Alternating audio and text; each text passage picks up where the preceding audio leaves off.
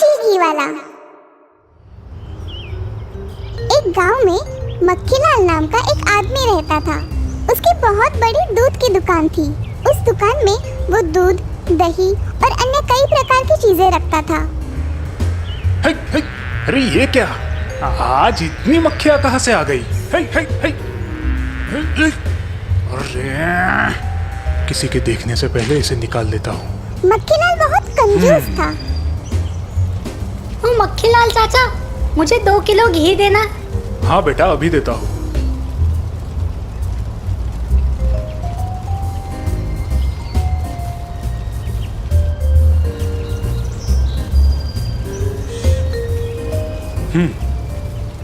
अरे ये क्या मक्खीलाल चाचा, इसमें तो मक्खी गिरी है। क्या मक्खी? दिखाओ तो जरा। लड़का मक्खीलाल को घी का डिब्बा दिखाता है। रुको बेटा, मैं तुम्हें अभी दूसरा घी का डिब्बा देता हूँ। मक्खीलाल उस घी के डिब्बे में से मक्खी निकालता है और वही डिब्बा उस लड़के को देता है। लो, ये लो बेटा, अब ठीक है ना? हाँ मक्खीलाल चाचा, चलो अब मैं चलता हूँ। तभी उसकी दुकान में राजमहल से 2 सिपाही आते हैं। सुनो मक्खीलाल, दोपहर तक 40 किलो घी राजमहल तक पहुंच जाना चाहिए। हाँ हाँ, मगर इतना घी? आज राजमहल में दावत है क्या? हाँ, आज महाराज ने सभी मंत्रियों के लिए दावत रखी है। ठीक है, चिंता मत करो, आपको घी वक्त पर मिल जाएगा। सिपाही वहाँ से निकल जाते हैं और मक्खीलाल घी बनाने की तैयारी शुरू कर देता है। सुनो सुखीलाल, आज दोपहर तक 40 किलो घी राजमहल में पहुंचाना है। चलो जल्दी जल्दी काम पर लग जाओ। पर मालिक, 40 किलो घी बनाने के लिए अपने पास इतना दूध ही नहीं है। एक काम करो, जितना भी दूध है उसमें आधा पानी मिला दो। इससे काम हो जाएगा। पर मालिक, ऐसा करना ठीक नहीं रहेगा। अगर ये महाराज को पता चल गया तो वो हमें दंड करेंगे। तुम चुपचाप अपना काम करो, वरना निकल जाओ यहाँ से। ठीक है मालिक। सुखीलाल दूध में पानी मिलाता है, फिर भी दूध कम पड़ता है। ये बताने सुखीलाल अपने मालिक के पास जाता है। मालिक, मैंने दूध में पानी मिलाया, फिर भी 40 किलो घी नहीं हो रहा है। अब हम क्या करें? ठीक है, तुम बाहर जाओ और दुकान संभालो, इसे मैं देखता हूँ। ठीक है मालिक।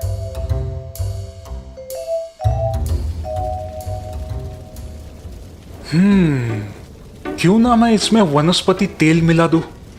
मक्खीलाल पास ही में रखा वनस्पति तेल का डिब्बा उठाता है और घी में मिला देता है। वह घी का डिब्बा पूरा भर देता है। हाँ, अरे वाह, मेरा काम तो हो गया। अब इसे जल्दी राजमहल पहुंचाना होगा। मक्खीलाल घी का डिब्बा लेकर राजमहल जाता है और उसे देकर वापस घर आता है। सारे मंत्री राजमहल की दावत में आते हैं। दावत बड़ी शानदार होती है। राजा सभी मंत्रियों की खूब मेहमान नवाजी करता है। सभी मंत्री भरपेट खाना खाते हैं। खाना हो जाने के बाद सभी मंत्री राजा से मिलकर अपने घर निकल जाते हैं। उपहार के तौर पर राजा सभी मंत्रियों को एक एक मिठाई का डिब्बा देता है। अरे वाह, कितनी अच्छी सुगंध आ रही है। थोड़ी मिठाई मैं भी चख लेता हूँ। राजा ने बड़े मजे से वो मिठाई खाई। राजा की तरह मंत्रियों ने भी मिठाई का मजा लिया। मिठाई खाकर राजा बीमार पड़ जाता है। महाराज, सारे मंत्री भी आपकी तरह बीमार हुए हैं। क्या? ये कैसे हो सकता है? लगता है मिठाई में कुछ गड़बड़ थी। जाओ जाकर हलवाई को बुलाओ। जी महाराज। अरे ओ मूर्ख, तुमने ये कैसी मिठाई बनाई? तुम्हारी मिठाई खाकर सभी लोग बीमार पड़े हैं। महाराज, मैंने तो सभी चीजें बराबर डाली थी। मुझे नहीं पता महाराज। महाराज, मुझे लगता है कि मक्खीलाल की घी की वजह से यह सब हुआ होगा। क्या तुम्हें पूरा यकीन है कि ये सब उस घी की वजह से बीमार पड़ गए हैं? हाँ महाराज, क्योंकि उस घी में से मुझे वनस्पति तेल की खुशबू आ रही थी। इसका मतलब मक्खीलाल मिलावट करके सभी को धोखा देता है। सेनापति, 2 सिपाहियों को मक्खीलाल के घर भेजो और नजर रखने बोलो। जी महाराज। सिपाही मक्खीलाल के घर के पास पहुंचते हैं और छुपकर देखने लगते हैं। मक्खीलाल घी में वनस्पति तेल मिला रहा था। अरे ये क्या? ये मक्खीलाल तो मिलावट करके सभी लोगों को फंसा रहा है। हाँ, हमें इसे रंगे हाथ पकड़कर महाराज के पास लेके जाना चाहिए। हाँ हाँ, चलो जल्दी। सिपाही मक्खीलाल के घर जाते हैं और उसे रंगे हाथ पकड़ते हैं। घी में मिलावट करते हो? चलो चलो अब महाराज के पास चलो। नहीं, मुझे माफ कर दो। चलो, तुम्हें जो भी कहना है महाराज के सामने कहना। सिपाही मक्खीलाल को लेकर राजमहल आते हैं। महाराज, इस मक्खीलाल को हमने रंगे हाथ पकड़ा है, घी में मिलावट करते हुए। क्या इसका मतलब तुम सभी लोगों को फंसाते हो? मुझे माफ कर दो महाराज, मुझसे गलती हो गई। मैं दोबारा ऐसा काम नहीं करूंगा। सेनापति, इसे यहाँ से ले जाओ और काल कोठरी में डाल दो। नहीं महाराज, मुझे माफ कर दो, मैं दोबारा ऐसा नहीं करूंगा। महाराज मक्खीलाल की बात नहीं सुनते और सेनापति उसे काल कोठरी में डाल देता है। तो दोस्तों, इस कहानी से हमें ये सीख मिलती है कि लालच की वजह से हम हमेशा अपना और दूसरों का भी नुकसान कर बैठते हैं।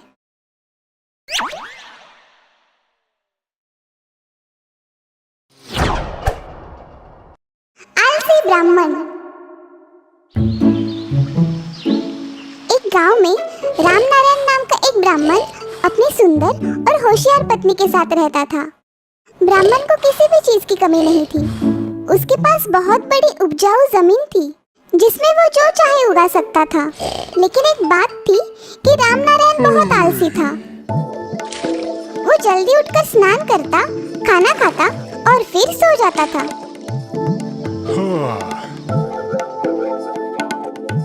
अरे सुनो, मुझे भूख लगी है, खाना दो जल्दी। रामनारायण के इस व्यवहार से उसकी बीवी तंग आ चुकी थी। चलो, अब जल्दी से खाना खाकर खेत चलो, आज फसल काटनी है। पत्नी की बातों को नजरअंदाज कर रामनारायण खाना खाकर सो जाता है। अरे ये क्या, तुम वापस सो गए? उठो जल्दी और खेत में चलो, हमें फसल काटने जाना है। पत्नी की बात का ब्राह्मण पर जरा भी असर नहीं होता। वो अपनी पत्नी की तरफ एक आंख खोलकर देखता है और वापस सो जाता है। हे भगवान, इनका आलस कब खत्म होगा? लगता है मुझे आज भी अकेले ही खेत जाना पड़ेगा। बेचारी पत्नी अकेले ही खेत जाती है और काम करने लगती है। वहाँ पर एक साधु आता है। सुनो बेटी, मुझे बहुत भूख लगी है, क्या मुझे कुछ खाने को मिलेगा? हाँ हाँ महाराज, लेकिन आपको हमारे घर आना होगा। हाँ। रामनारायण की पत्नी साधु को अपने घर ले जाती है। रामनारायण उस साधु को देखता है और भागते हुए उसके पास जाता है। रामनारायण साधु को पूरे आदर से घर के अंदर ले जाता है। वो और उसकी पत्नी साधु की बड़ी अच्छी मेहमान नवाजी करते हैं। अरे बस बेटी बस, मेरा पेट भर गया। खाना हो जाने के बाद रामनारायण साधु के पैर दबाने लगता है। मैं तुम्हारे इस सेवा भाव से बहुत प्रसन्न हो गया हूँ। बोलो बेटा, तुम्हें क्या चाहिए? महाराज, वैसे तो मेरे पास सब कुछ है, मुझे किसी बात की कमी नहीं है, लेकिन मुझे एक गुलाम चाहिए जो मेरी सारी बात माने और मेरा सारा काम करे। ठीक है, लेकिन याद रखना, तुम्हें उसे हमेशा काम में व्यस्त रखना होगा। अगर तुमने उसे काम नहीं दिया तो वो तुम्हें खा जाएगा। साधु के जाते ही रामनारायण के सामने एक बहुत बड़ा राक्षस प्रकट होता है। बोलो मालिक, मैं आपकी क्या सेवा करूं? जाओ, जाकर खेत में उगी बेकार घास निकाल दो। ये बात सुनकर राक्षस वहाँ से गायब होता है। अरे वाह, ये तो अच्छी बात है, अब मुझे कोई भी काम नहीं करना पड़ेगा। मालिक, काम हो गया, अब मुझे दूसरा काम दो। क्या? इतने जल्दी? चलो मालिक, मुझे दूसरा काम दो, वरना मैं तुम्हें खा जाऊंगा। जाओ और पूरा खेत जोत के आओ। चलो, अब उसे खेत जोतने में बहुत वक्त लगेगा, मैं जाकर खाना खा लेता हूँ। रामनारायण खाना खाने बैठा ही था, तभी राक्षस वहाँ फिर आ पहुँचा। मालिक, ये भी काम हो गया, अब मुझे जल्दी दूसरा काम दो, वरना मैं तुम्हें खा जाऊंगा। अरे आओ, अब मेरे पैर दबाओ। जो हुक्म मेरे मालिक। राक्षस रामनारायण के पैर जोर जोर से दबाने लगता है। अरे मूर्ख, धीरे से, जरा धीरे धीरे। राक्षस उसकी बात नहीं सुनता। अरे बचाओ बचाओ, रोको कोई इस मूर्ख को। अरे ये राक्षस मेरा इधर भरता बना रहा है और तुम हंस रही हो। अरे कोई तो रोको इसे। हाँ, मैं इसे रोकती हूँ, लेकिन आपको मुझे एक वचन देना होगा। वचन? कौन सा वचन? आज से तुम खुद का काम खुद करोगे और कभी आलस नहीं करोगे। हाँ मैं वचन देता हूँ, लेकिन अब इसे रोको। सुनो, ये पाँव दबाना बंद करो और घर के बाहर हमारा कुत्ता मोती है, जाओ जाकर उसकी पूंछ सीधी करो। जी मालकिन। राक्षस बाहर जाकर कुत्ते की पूंछ सीधी करने में लग जाता है। अरे इसमें क्या है, वो तो ये काम तुरंत कर लेगा। नहीं नहीं, वो ये काम कभी पूरा नहीं कर सकता, क्योंकि कुत्ते की पूंछ भी कभी सीधी होती है भला। अरे हाँ, ये तो मैंने सोचा ही नहीं। उस दिन से ब्राह्मण रोज खेत जाने लगता है और अपना काम खुद करने लगता है।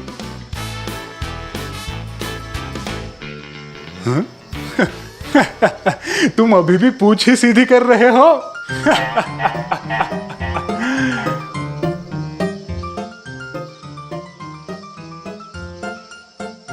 ब्राह्मण की पत्नी ने राक्षस को कौन सा काम दिया और क्यों, ये हमें कमेंट करके जरूर बताइए।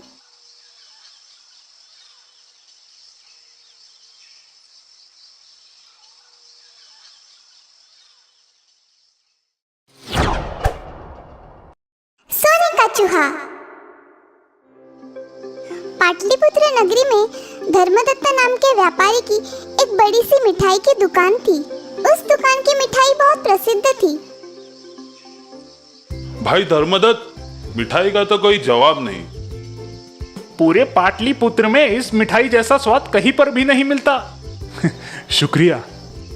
नहीं, मुझे चाहिए मिठाई।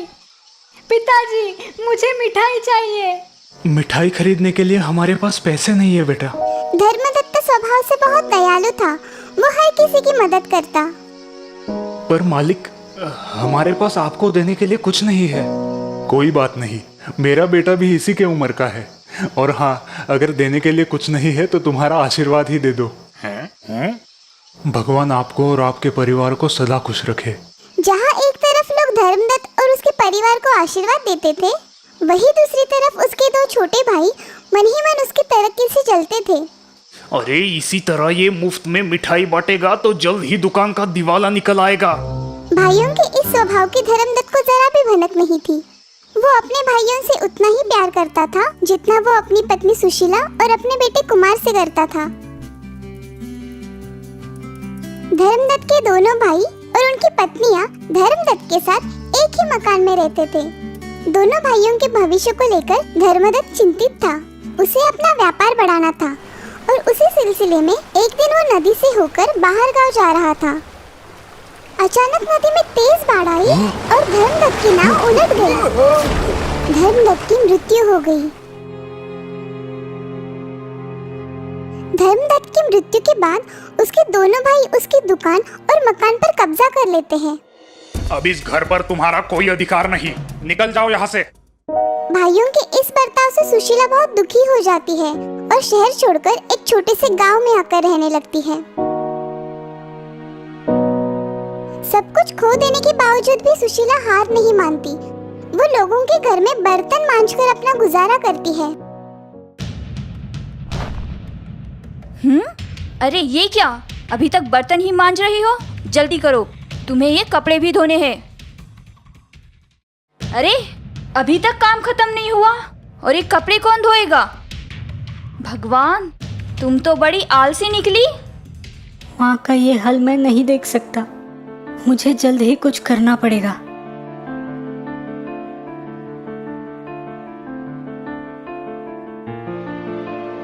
क्या हुआ कुमार, इतने उदास क्यों हो? माँ, मुझसे ये तुम्हारी हालत देखी नहीं जाती। एक दिन मैं भी अपने पिताजी की तरह बड़ा व्यापारी बनूंगा, फिर तुम्हें ये काम करने की कोई जरूरत नहीं पड़ेगी। जरूर बनोगे बेटा, पर व्यापार के लिए थोड़ा धन भी आवश्यक है, वो कहाँ से लाओगे? सुना है कि इस नगरी में विशाल दत्त नाम का एक व्यापारी है जो होशियार और होनहार लड़कों को पैसे उधार देता है। तुम बिल्कुल तुम्हारे पिताजी की तरह हो। जाओ बेटा, तुम कामयाब होगे। मदद मांगने के लिए कुमार विशाल दत्त के यहाँ जा पहुँचता है। अरे भाई, मैं तुम्हें पैसे कैसे दूं भला? कोई जान ना पहचान और तू मेरा मेहमान। इनकार मत कीजिए महोदय, मैं बड़ी अपेक्षा से आपके पास आया हूँ। मैं धर्मदत्त का बेटा हूँ। मेरे पिताजी बहुत बड़े व्यापारी थे। क्या सच में तुम धर्मदत्त के बेटे हो? अरे धर्मदत्त तो काफी होनहार और काबिल व्यापारी था, लेकिन मुझे तुम में ऐसी कोई बात नजर नहीं आती। मुझे एक मौका दीजिए, मैं आपको निराश नहीं करूँगा। कुमार की बातों से विशाल दत्त प्रभावित होता है। वो कुमार के हुनर को आजमाने की सोचता है। तभी उसकी नजर एक मरे हुए चूहे पर पड़ती है।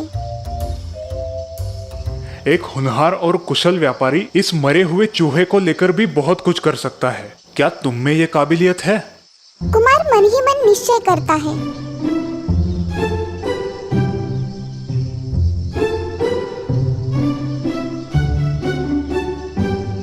जी आभारी हूँ महोदय, मैं मरे हुए चूहे से ही काम चला लूंगा। कुमार मरा हुआ चूहा लेकर वहाँ से निकल पड़ता है। अरे रास्ते में एक मूंगफली बेचने वाले दुकानदार की बिल्ली बहुत उछल कूद कर रही थी। अरे कोई इस बिल्ली का मुंह बंद करेगा? परेशान कर दिया है इस बिल्ली ने।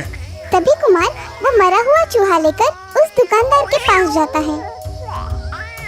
महोदय, मुझे लगता है कि आपकी बिल्ली को भूख लगी है। मेरे पास ये मरा हुआ चूहा है जो मैं इसे खाने के लिए दे सकता हूँ। जल्दी दे दो भाई। लेकिन उसके बदले 4 मुट्ठी मूंगफली आपको मुझे देनी होगी। ठीक है, पहले उस बिल्ली को चुप कराओ यार। कुमार वो मरा हुआ चूहा बिल्ली के सामने रखता है। बिल्ली चूहे पर झपट पड़ती है। दुकानदार खुश होकर कुमार को 4 मुट्ठी मूंगफली दे देता है। मूंगफली लेकर कुमार निकल पड़ता है। रास्ते में उसे कुछ लकड़हारे नजर आते हैं जो काफी भूखे हैं। कुमार लकड़हारों को मूंगफलियां देता है। लकड़हारे खुश होकर मूंगफलियां खाते हैं। शुक्रिया बेटा, पर हमारे पास तुम्हें देने के लिए कुछ नहीं है। मैं लकड़ियों से ही काम चला लूंगा। लकड़हारे कुमार को लकड़ियां देते हैं। वो लकड़ियां कुमार बाजार में जाकर बेचता है और मिले हुए पैसों से वो और मूंगफलियां खरीदता है। वो मूंगफलियां जाकर लकड़हारों को देता है। लकड़हारे उसे दोबारा लकड़ियां देते हैं। ऐसा कई दिनों तक चलता है। आखिर कुमार उस शहर का बड़ा लकड़ियों का व्यापारी बन जाता है। कुमार की ये तरक्की देख माँ बहुत खुश हो जाती है। अपनी मेहनत और होशियारी से कुमार बहुत सारा पैसा कमा लेता है। इसे कहते हैं बाप से बेटा सवाई। इसने तो धर्मदत्त का नाम और भी रोशन कर दिया। सही कहा भाई, बेटा हो तो कुमार जैसा। प्रणाम महोदय, प्रणाम। लेकिन माफ कीजिए, मैंने आपको पहचाना नहीं। मैं कुमार, धर्मदत्त का बेटा, जिसे आपने एक मरा हुआ चूहा दिया था। ओह, उसका ऋण मैं चुकाने आया हूँ। कुमार एक छोटा सा बक्सा विशाल दत्त के सामने रख देता है जिसमें एक सोने का चूहा है। तुम वाकई में बहुत होशियार और होनहार निकले कुमार बेटा। इस सोने के चूहे पर सिर्फ और सिर्फ तुम्हारा अधिकार है। ये तुम्हारी मेहनत और लगन का प्रतीक है, इसलिए तुम इसे अपने पास रखो। तुमने एक मरे हुए चूहे से अपना उत्कर्ष साधा है, इसीलिए तुम्हें आज से मूषकवाणी नाम से ही जाना जाएगा और तुम्हारे कीर्ति का डंका चारों देशों में बजेगा। ये मेरा तुम्हें आशीर्वाद है।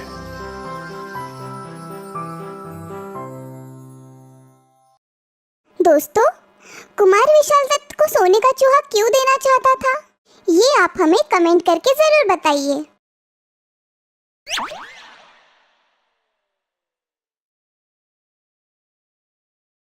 दोस्तों, आपको हमारी स्टोरी कैसी लगी, हमें कमेंट करके जरूर बताइए। इस स्टोरी को लाइक और शेयर करें और हाँ, हमारे चैनल को सब्सक्राइब करना ना भूलें। Thank you.